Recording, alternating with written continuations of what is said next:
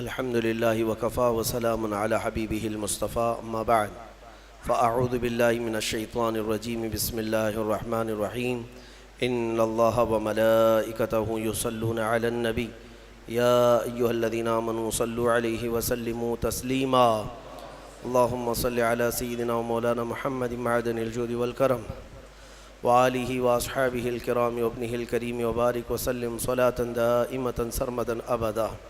میرے عزیزو، دن اتنی تیزی سے گزرتے چلے آئے کہ ابھی رمضان کے چاند کا انتظار تھا اور پھر دیکھتے ہی دیکھتے رمضان آ بھی گیا اور گزر بھی گیا۔ اور حدیث پاک میں حضور اکرم صلی اللہ علیہ وسلم نے ارشاد فرمایا، اخیر زمانے میں دنوں میں اس قدر تیزی آئے گی کہ سال مہینے کے برابر لگے گا، اور مہینہ ہفتے کے برابر، اور ہفتہ ایک دن کے برابر۔ اب وقت میں برکت نہیں، بہت تیزی سے دن گزرتے چلے جائیں گے۔ میں میرے پروردگار کا کروڑ شکر و احسان بجا لاتا ہوں کہ اس نے ہمیں مکمل ختم قرآن تک اس مصلی پر اپنی رحمتوں سے نوازا، آسانیاں عطا کی، اور آپ سب کو سماعت کی سعادت بخشی۔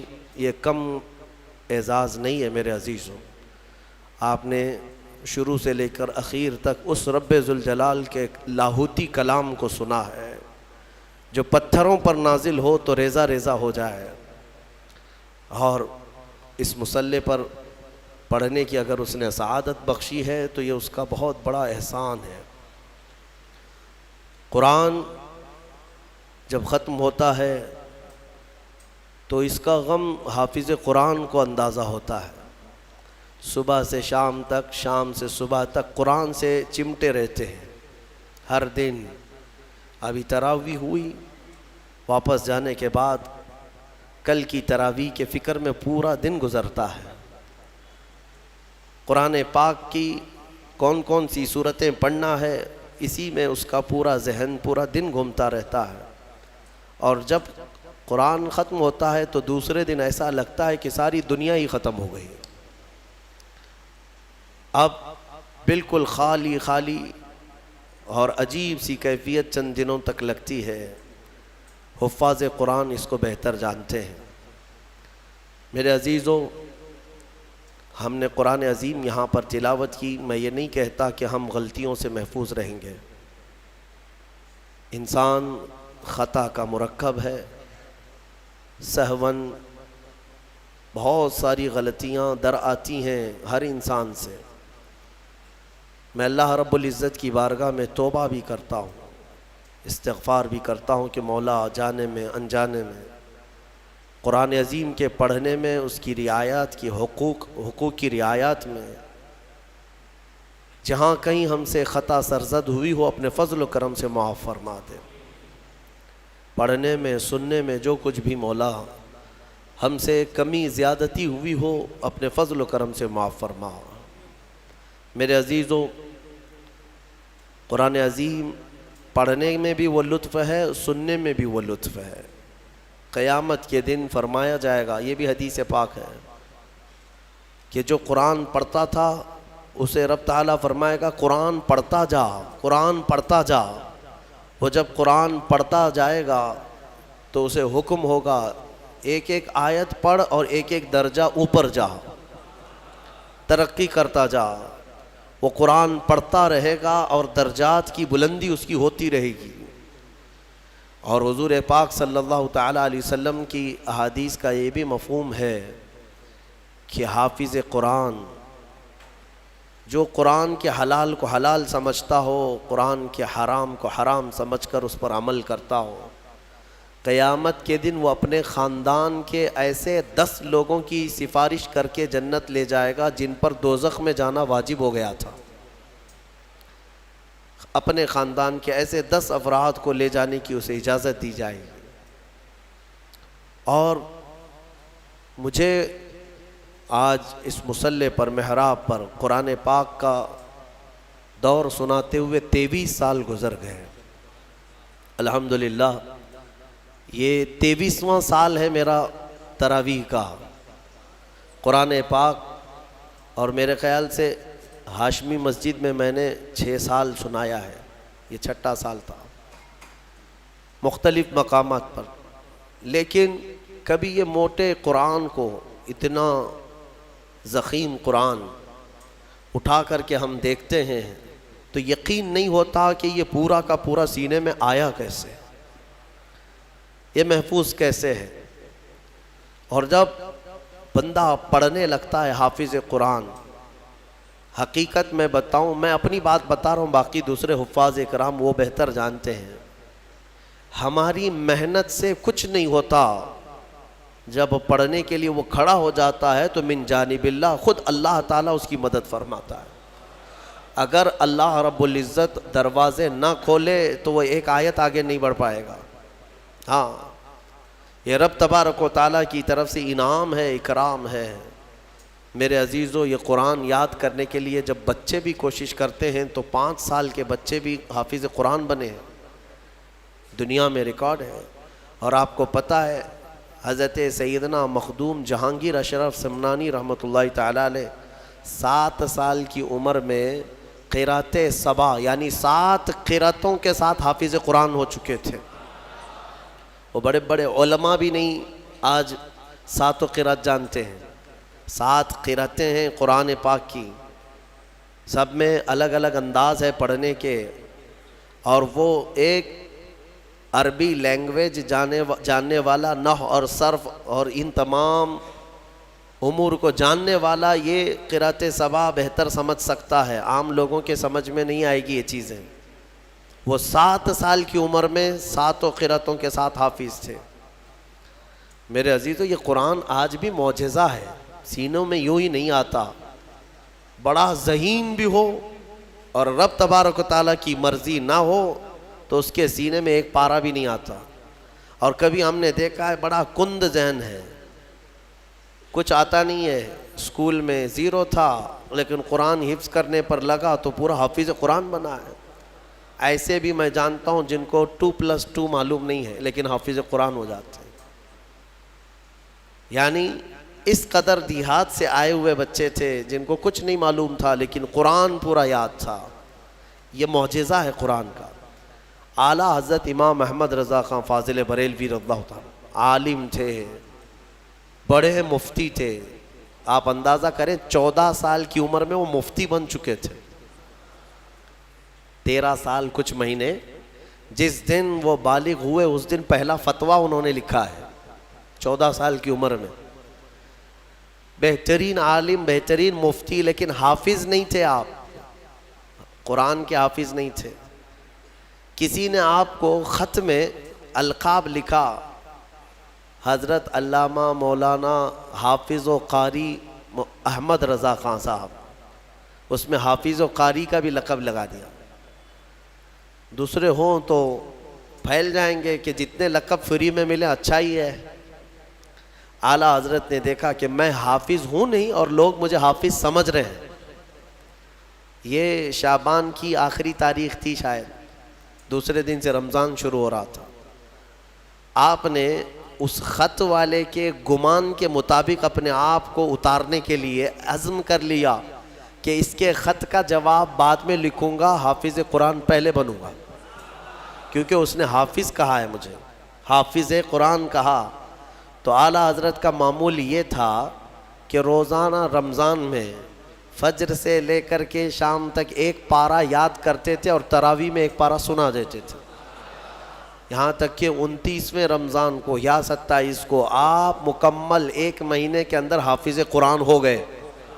1 مہینے کے اندر حافظ قرآن، ہاں 1 مہینے میں وہ حافظ قرآن ہو گئے۔ قرآن کا یہ معجزہ ہے، اللہ تبارک و تعالیٰ وہ جس کے سینے میں چاہے اس کو عطا فرماتے۔ میرے عزیزو، آج بھی بہت سارے ایسے بچے ہیں جو قرآن کو یاد کرتے ہیں بہت بچپن میں، اور ان کے ذہن کے دریچے ایسے کھل جاتے ہیں۔ آپ نے مولانا حارث صاحب کے پیچھے بھی تراویح پڑھی ہے، یہ ہمارے بھتیجے ہیں، انہوں نے تقریباً 4.5 مہینے میں پورا حفظ قرآن کیا۔ الحمدللہ انہوں نے بھی ایک ریکارڈ قائم کیا تھا، اور اپنے سبق کے دوران انہوں نے 29واں پارہ 2 دن میں پورا پارہ سنایا تھا۔ آدھا آدھا پارہ ایک ایک دن یاد کر لیا. تو یہ اپنے کمال کی بات نہیں, یہ اپنے کسب اور اپنے ذہن کی بات نہیں, رب تبارک و تعالیٰ کی عطا اور فضل. امام اعظم ابو حنیفہ کے ایک شاگرد ہیں امام محمد. یہ چھوٹی عمر میں امام اعظم کے پاس پڑھنے کے لیے آئے, داڑھی نہیں تھی, چھوٹے تھے. تو امام اعظم ابو حنیفہ رحمۃ اللہ علیہ کے پاس بڑے بڑے ان کے جو شاگرد تھے, علماء تھے, محدثین بیٹھتے تھے, اس میں ایک چھوٹی عمر کا لڑکا آیا ہے.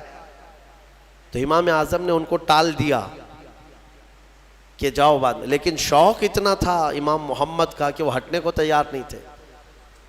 امام اعظم ابو حنیفہ نے ان کو ٹالنے کے لیے کہا کہ بیٹا میں انہی کو پڑھاتا ہوں جو حافظ قرآن ہوتے ہیں, تم حافظ ہو؟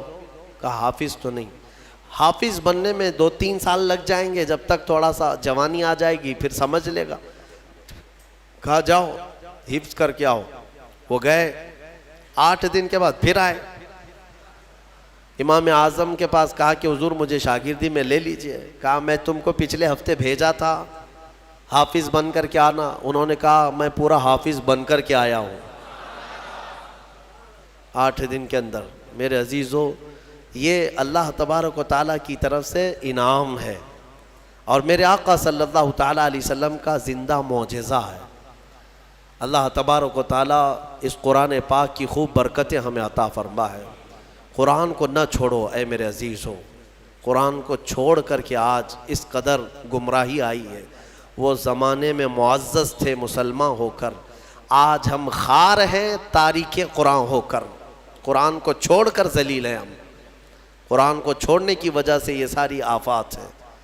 اور پچھلی قوموں کے بارے میں قرآن میں اللہ تعالیٰ نے فرمایا, اللہ تعالیٰ ان سے فرمایا خذوا ما آتیناکم بقوہ, ہم نے جو تمہیں دیا ہے وہ مضبوطی سے پکڑو. یعنی یہودیوں کو تورات دی گئی تھی, بنی اسرائیل کو زبور دی گئی تھی, اور ہر ایک امت کو یہ کہا گیا ہے کہ مضبوطی سے یہ کتاب تھامے رہو. جو اللہ کی کتاب اتری ہے یہ صرف اور صرف جھاڑ پھونک کے لیے نہیں ہے, یہ تمہاری پوری زندگی کا دستور آیا ہے.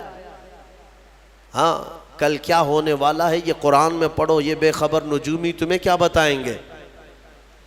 قرآن عظیم تمہاری زندگی کا پورا دستور العین ہے. اس کو چھوڑ کر کے ہم ادھر ادھر کی آج ٹھوکروں پر مجبور ہو چکے ہیں. میرے عزیز و حیرت ہے ہماری قوم کو, طوطے کے پاس جا کر کے اپنا بھوش پوچھتے ہیں, چٹھی نکال کر کے کہ میرا بھوش کیا ہونے والا ہے. وہ بھی سڑک چھاپ آدمی جو طوطا لے کر کے خود سڑک پر بیٹھا ہے, وہ لوگوں کا مستقبل بتا رہا ہے. ہائے, یہ اس کی بیوقوفی نہیں ہے, اس کے پاس جانے والے کتنے بڑے بیوقوف ہیں. مستقبل تمہارا بتا رہا ہے اور خود جو ہے سڑک چھاپ بنا ہوا ہے. ہاں ساری دنیا کے مستقبل بھوشمانی کر رہا ہے, لکیریں پڑھ رہا ہے, اور خود کی لکیر شاید پوری مٹی ہوئی ہے. عقل ہے یا نہیں ہے جو لوگ اس طرح کی جگہ پر جاتے ہیں؟ میرے آقا صلی اللہ علیہ وسلم نے فرمایا من اتا بکاہن فقد کفر بما انزل علی محمد, جو کسی کاہن جوتش کے پاس گیا, میرے آقا فرماتے ہیں اس نے محمد کا انکار کر دیا صلی اللہ علیہ وسلم. محمد صلی اللہ علیہ وسلم پر جو کچھ اتارا گیا ہے اس کا اس نے انکار کر دیا. کیوں جاتے ہو؟ قرآن تمہارے پاس سب سے بہتر کتاب ہے, قرآن عظیم ساری چیزیں تمہارے پاس. اللہ تعالیٰ نے فرمایا ولا رطب ولا یابس الا فی کتاب مبین, کوئی خشکی اور کوئی تری کی بات ایسی نہیں ہے جو ہم نے قرآن میں بیان نہ کیا ہو, سب ہے قرآن میں.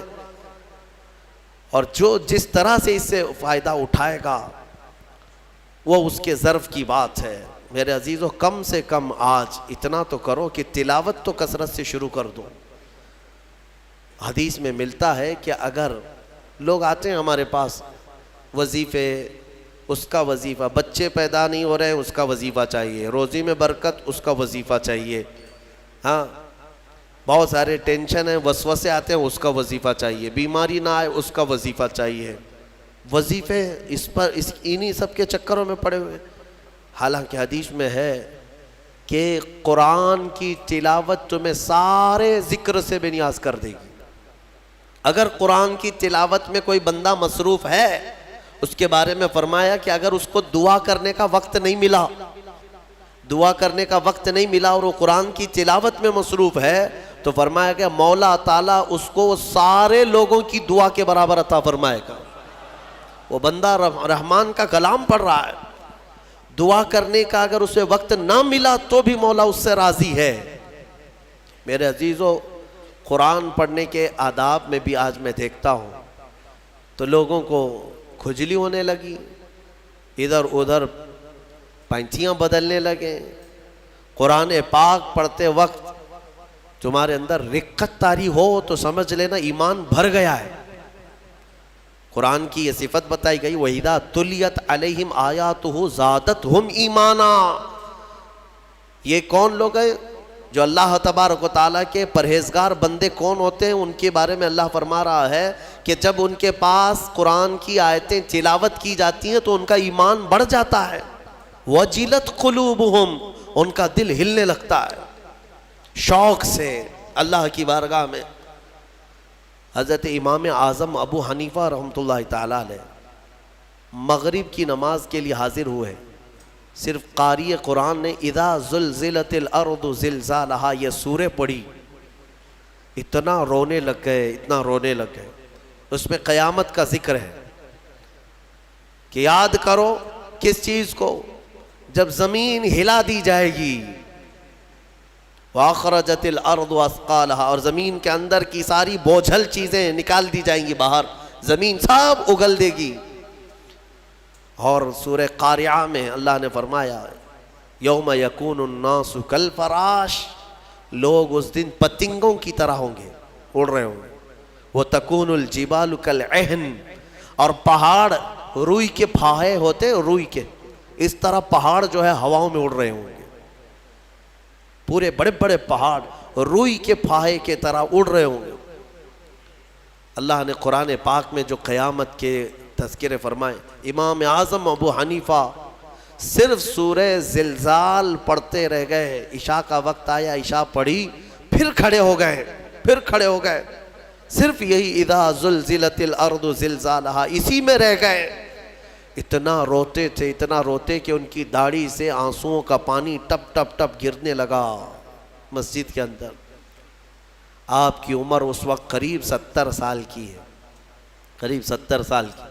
میں بتاتا ہوں، جس امام اعظم نے 4000 ختم قرآن کیے ہیں، 5 لاکھ حدیثیں انہیں یاد ہیں، 1000 سے زیادہ بڑے بڑے محدث شاگرد پیدا کیے، اور لاکھوں مسائل کا حل بیان کر دیا، امت پر اتنا بڑا احسان ہے۔ وہ امام اعظم ایک سورہ پڑھ کر کے رات کے وقت کیا کہہ رہے ہیں جانتے ہیں؟ ان کے ایک شاگرد ہیں مسعر، وہ کہتے ہیں میں رات کے وقت جا کر دیکھا میرے استاد ابھی تک کھڑے، مغرب میں جو گئے تھے ابھی تک کھڑے۔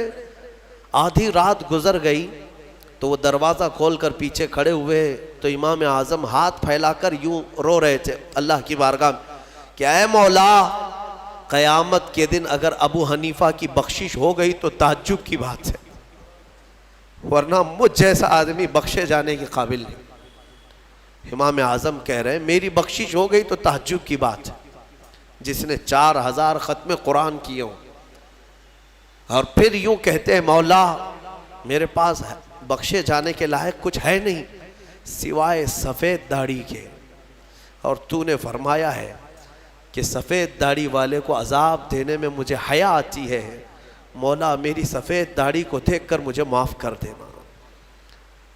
یہ قرآن میں محو ہونے والوں کا انداز ہے، اور ہمارے ہاں برسوں ہو جاتے ہیں ہم خوف الہی سے نہ روتے ہیں نہ ہی ہمارے جسم ہلتے ہیں۔ ہمیں کس چیز کا غرور ہے؟ ہمیں کس چیز سے اطراء ہے؟ کیا ہے ہمارے پاس؟ دنیا کے جو سب سے اچھے لوگ تھے وہ صحابہ تھے۔ ایک بار وہ زور سے ہنس رہے تھے تو میرے آقا نے صرف ان کو اتنی بات پر پوچھا کیا تم سبوں نے قیامت کی تیاری کر لی؟ تو اتنی زور سے ہنستے کس بات پر ہو؟ صحابہ ہنسنا بند کر دی ہے، اور ہمارے حال یہ ہے نہ وضو ڈھنگ کا ہے، نہ قرات ڈھنگ کی ہے، نہ نمازیں ہو پائی ہیں، کچھ نہ ہو کر کے بھی ہمارا سینہ چوڑا کر کے ہم زمین پر گھوم رہے ہیں۔ اللہ کے خوف سے لرز جاؤ، اور قرآن عظیم کی تلاوت جو بندہ کرتا ہے کثرت سے، اللہ تعالیٰ کا وہ ایسا محبوب ہوتا ہے، ایسا محبوب کہ آپ دیکھنا موت کے وقت بھی اس کے چہرے پر نور طاری ہو جاتا ہے. ہاں اس کے لبوں پر مسکراہٹ ہوگی. قرآن کثرت سے پڑھنے والے کی روح آسانی سے نکالی جاتی.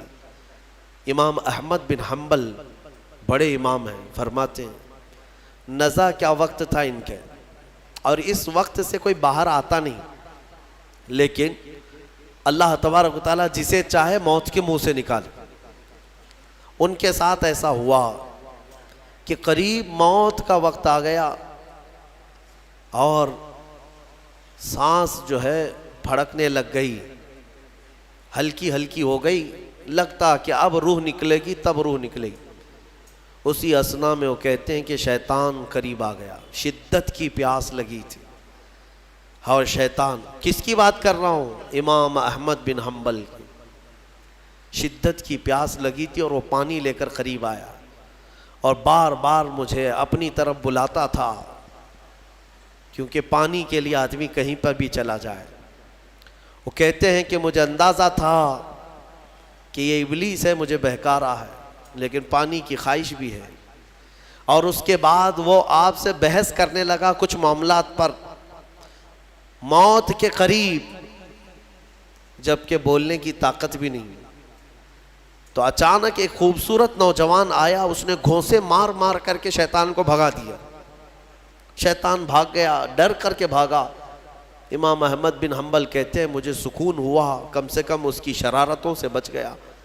وہ نوجوان اتنا حسین تھا، بہت خوبصورت تھا. میں نے اس سے پوچھا کہ میں نے تجھے زندگی میں کبھی دیکھا نہیں، تو کون ہے؟ وہ نوجوان کہتا ہے احمد بن حنبل، میں سورہ یاسین ہوں، جس کو تم روزانہ تلاوت کرتے تھے. اللہ نے مجھے آج یہ شکل دی اور اس ابلیس کو میں نے مار کر بھگایا کہ تمہاری نزا میں وہ تمہیں گمراہ نہ کر سکے. بہرحال یہ کیفیت ان کی ختم ہوئی، آپ نے یہ بیان کیا. پھر بعد میں دوبارہ آپ شاید نزا کے عالم میں گئے اور انتقال ہوا. لیکن میرے عزیزو، اندازہ کرو اتنے بڑے امام جن کا حال یہ ہے کہ لاکھوں حدیثوں کے وہ حافظ ہیں، ان کے ساتھ ابلیس اخیر وقت میں ایسے شدت سے گمراہ کرنے کی کوشش کرتا ہے، تو ہمارا اور تمہارا کیا حال ہوگا؟ اگر کوئی چیز اس وقت بچائے گی تو یہ اللہ کا کلام. یہاں تک کہ جب قبر میں دفن کر کے لوگ چلے جاتے ہیں تو قبر کے حالات بہت سخت ہیں. قبر بڑی چھوٹی ہے، ہم خود ہی کھودتے ہیں، جانتے ہیں کتنی قبر ہوتی ہے. اپنے مردوں کو آپ دفنا کر کے آتے ہیں، اتنی ہوتی ہے کہ کروٹ بھی نہیں لے پاتا مردہ، اور وہ بھی اس کو اتنا ٹائٹ کر کے نیچے پتھر یا اینٹ، یہ ڈھیلے سب رکھ کر کے قبلے کی طرف کر کے اس کو بند کر کے آ جاتے ہیں. پتہ ہے کس قدر گھبراہٹ ہوتی ہے، بہت گھبراہٹ ہوتی ہے. یہ مت سمجھنا کہ مردے کو اب کچھ پتہ نہیں چلتا. یہاں تک کہ حدیث میں ہے تمہارے چلنے کے چپلوں کی آواز تک وہ مردہ سنتا ہے. بولنے کی آواز تو چھوڑے، چلنے کی آواز بھی وہ قبر میں سنتا ہے. ہر چیز زندوں کے کانوں سے زیادہ کان اس کے تیز سنائی دیتا ہے اس کو. اور جب لوگ چھوڑ کر کے جا رہے ہوتے ہیں، وہ اس قدر گھبراہٹ کا شکار ہوتا ہے کہ اس تنگ و تاریک کوٹھری میں پہلی بار اس کو ڈالا گیا ہے. زندگی بھر کبھی اتنے چھوٹے گڑھے میں نہیں سویا. ہاں، اب حضور پاک صلی اللہ علیہ وسلم نے فرمایا ہے، رشتہ داروں کو بھی کہا ہے کہ دفنانے کے بعد تھوڑی دیر بیٹھ جاؤ قبر کے پاس کہ اس کی گھبراہٹ کم ہو. لیکن کون بیٹھتا کون ہے؟ سب کو اپنی جلدی ہے. عزیز لوگ بھی نہیں بیٹھتے، نکل آتے ہیں. بھائی ہوں، باپ ہوں، بیٹے ہوں، سب نکل کر کے آ جاتے ہیں، الا ماشاء اللہ. لیکن اس اندھیری قبر میں جب لوگ قبرستان سے آ جاتے ہیں، عجیب و غریب آوازیں مردے کو سنائی دینے لگتی ہیں. زمین ہلنے لگتی ہے اور دونوں جانب سے دباتی ہے زمین. میرے آقا صلی اللہ علیہ وسلم نے فرمایا ان ضغطۃ القبر حق، قبر کا جھٹکا دینا حق ہے، ہر ایک کے ساتھ ہوگا. صحابی رسول سعد بن معاذ کے بارے میں حضور نے فرمایا ان کو قبر دبا رہی تھی. قبر سب کو دبائے گی، لیکن کچھ کو ایسے دبائے گی کہ ان کی ہڈی پسلیاں الگ ہو جائیں، اور کچھ کو محبت سے دبائے گی. لیکن فرمایا کہ قبر جو ہے اس وقت اندھیری اور پھر عجیب و غریب آوازیں، تنہائی الگ، کوئی نہیں ہے قریب، کوئی نہیں ہے۔ اس وقت کچھ لوگوں کی قبر میں ایسا ہے کہ اچانک ایک نورانی شکل کا نوجوان سرانے کے پاس آ کر بیٹھتا ہے اور کہتا ہے میں تیرا دوست ہوں، تو گھبرا مت، میں تیری دوستی نبھانے آیا ہوں۔ مردہ پلٹ کر کے دیکھتا ہے، پوچھتا ہے تو کون ہے؟ تو کہتا ہے میں اللہ کا کلام قرآن پاک ہوں۔ قرآن مقدس رفیق بن کر، انیس بن کر قبر میں آتا ہے۔ میرے عزیزو، اس قرآن سے محبت کرو، اس قرآن سے محبت کرو۔ مجھے افسوس ہوتا ہے رمضان میں بھی کچھ لوگ ایسے ہیں جو قرآن سننا نہیں چاہتے، ان کو سال میں ایک بار ہی تو موقع ملتا ہے، ان موقعوں کو بھی گنوا دیتے ہیں، بازاروں کی زینت بنے رہتے۔ بازار کتنے بازار کرو گے؟ کتنے؟ سال بھر تو بازار کھلا ہے، کیا یہ تراویح پھر رمضان کے بعد ملنے والی ہے؟ ضائع کر دیتے ہیں۔ ایک تو تم حافظ قرآن ہو نہیں، قرآن گھر میں پڑھتے نہیں، ایک حافظ تمہارے ہاں آ گیا سنانے کے لیے اللہ کا کلام، اس کے لیے بھی پیچھے بھاگ جا رہے ہو، تو گویا کہ تم قرآن کے ساتھ بہت ناانصافی کر رہے ہو۔ قرآن کو پیٹ پیچھے ڈال چکے، اس کے حقوق نہیں ادا کرتے۔ گھروں میں جا کر کے دیکھو تو بہت اونچے طاق پر اس کو رکھ دیا ہے۔ قرآن پر تو اتنی دھول جمع ہوتی ہے کہ اتنی دھول نہ فریج پر نہ ٹی وی پر۔ ٹی وی اور فریج اور واشنگ مشین تو روز صاف ہو جاتے ہیں، قرآن پاک پر ہاتھ بھی نہیں لگتا۔ کیوں قرآن کے ساتھ یہ دوہرا سلوک ہے؟ یہی تو ہے میرے عزیزو، درس قرآن اگر ہم نے نہ بھلایا ہوتا، یہ زمانے نے زمانہ نہ دکھایا ہوتا۔ شاعر نے بہت اچھے انداز میں کہا، درس قرآن کو اگر ہم نے نہ بھلایا ہوتا، یہ زمانے نے زمانہ نہ دکھایا ہوتا۔ یہ سارے ہمارے اندر ہیں۔ اٹھو، آج بھی تمہارے پاس وقت ہے، قرآن کو پڑھو، سیکھو۔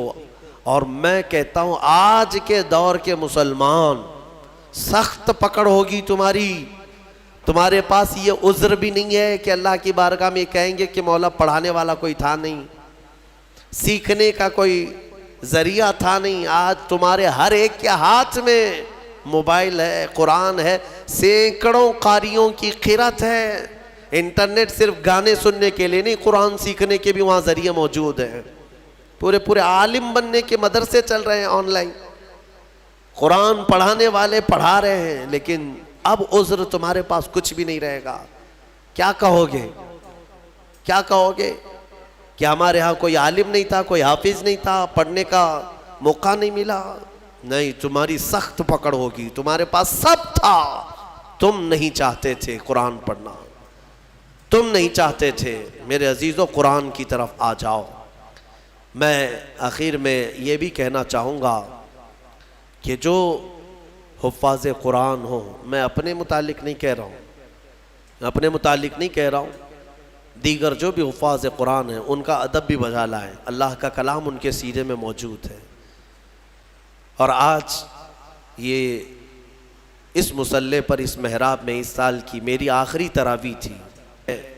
انبیاء اکرام علیہ السلام کی جو زبان تھی، قرآن میں اللہ نے فرمایا، وہی میں عرض کرتا ہوں ان کی سنت پر۔ لا اسألکم علیہ اجرا ان اجری الا علی رب العالمین۔ لوگوں، میں آپ سے اس خدمت پر 1 روپیہ بھی اجرت نہیں مانگتا، مجھے معاوضہ نہیں چاہیے آپ سب سے۔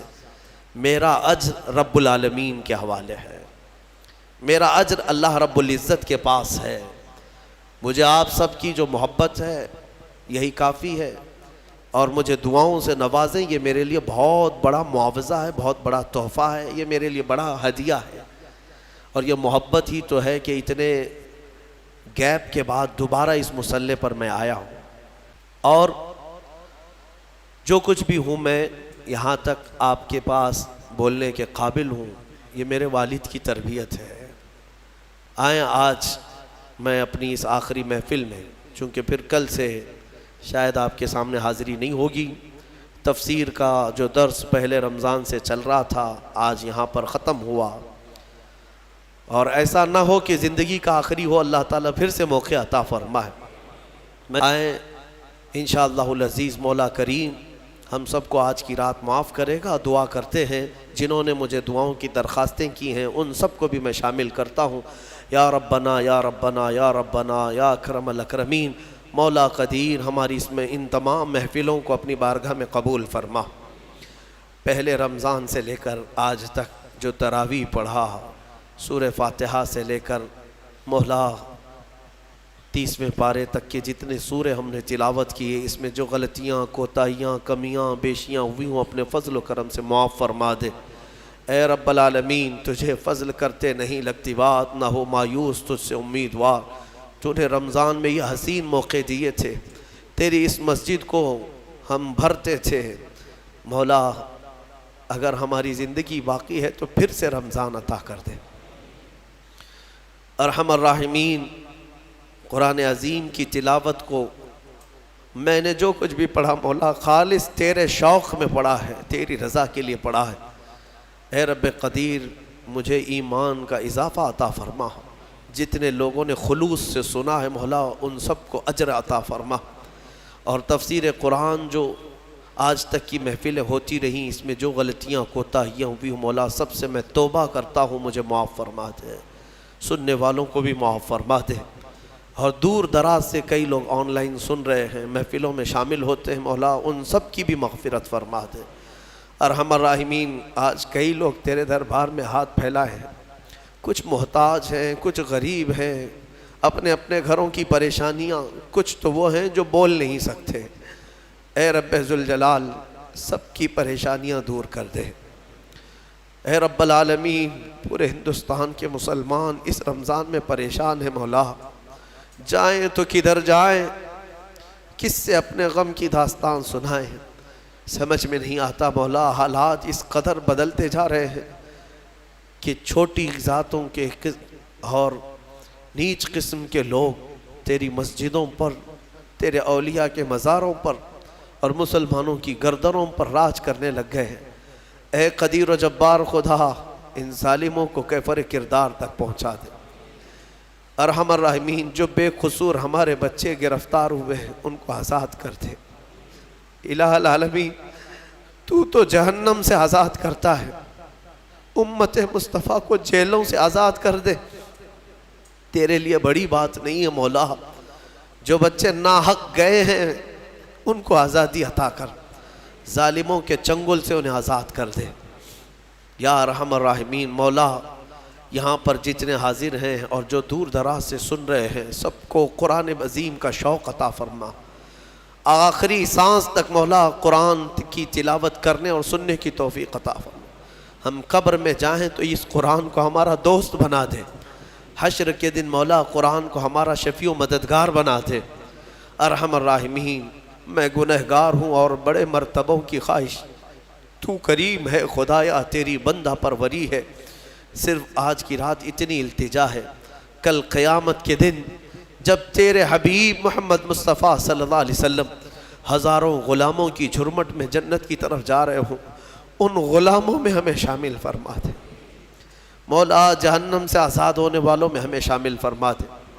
خصوصیت کے ساتھ یہاں پر جتنے لوگوں نے بھی میرے ساتھ محبت کا سلوک کیا سب کو اپنی شان کے مطابق اجر عطا فرما۔ میں فقیر آدمی ان کی محبتوں کا صلہ نہیں دے پاؤں گا مولا، سب کو تو اپنی شان کے مطابق اجر عطا فرما۔ ہمارے بچے، ہمارے شاگرد جو روزانہ قرآن پڑھتے تھے، سنتے تھے، اراکین، انتظامیہ، معاونین، امام، خطیب، سب کو مولا اپنے شان کے مطابق اجر عطا فرما۔ خصوصیت کے ساتھ میرے والد گرامی کی مغفرت فرما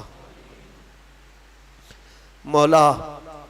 جتنے لوگوں کے والدین انتقال کر چکے، رشتہ دار انتقال کر چکے، ان کی قبروں کو بقعہ نور بنا دے مولا۔ ہو سکتا ہے ان کی خطاؤں کی وجہ سے ان کی قبریں تحریک ہو گئی ہوں مولا۔ ہم اجالوں میں بیٹھے ہیں، ایک بار ہماری دعا کے ذریعے ان کی قبروں کو اجالا کر دے مولا۔ تو ارحم الراحمین ہے، تو ارحم الراحمین ہے۔ ہمارے والدین کی قبروں کو اجالا کر دے مولا، ان کو رحمت و انوار کی بارشیں عطا کر۔ جو کچھ بھی جانے انجانے میں ان کی زندگیوں میں خطائیں ہوئی وہ معاف کر دے، سخت سوالات نہ کر، نکیرین کے سوالات سے مولا ان کو آزادی دے دے، آسانی عطا کر، جوابات میں آسانی عطا فرما، قبر کے دبانے سے بچا لے۔ اے رب العالمین، ہم جنت میں جانے کے قابل تو نہیں ہیں، مگر تیری جہنم کا عذاب سہنے کے بھی قابل نہیں ہیں، بخش دے بس تیرے فضل سے مولا، تیرے فضل سے بخش دے، اور تو ہمیں بے حساب جنت عطا فرما دے۔ کل قیامت کے دن اگر تو ہم سے سوال کرے گا تو مولا ہمارے پاس ایک سوال کا بھی جواب نہیں ہے۔ اے رحم الراحمین، ہم کو بغیر حساب کے معاف کر دے، معاف فرما دے۔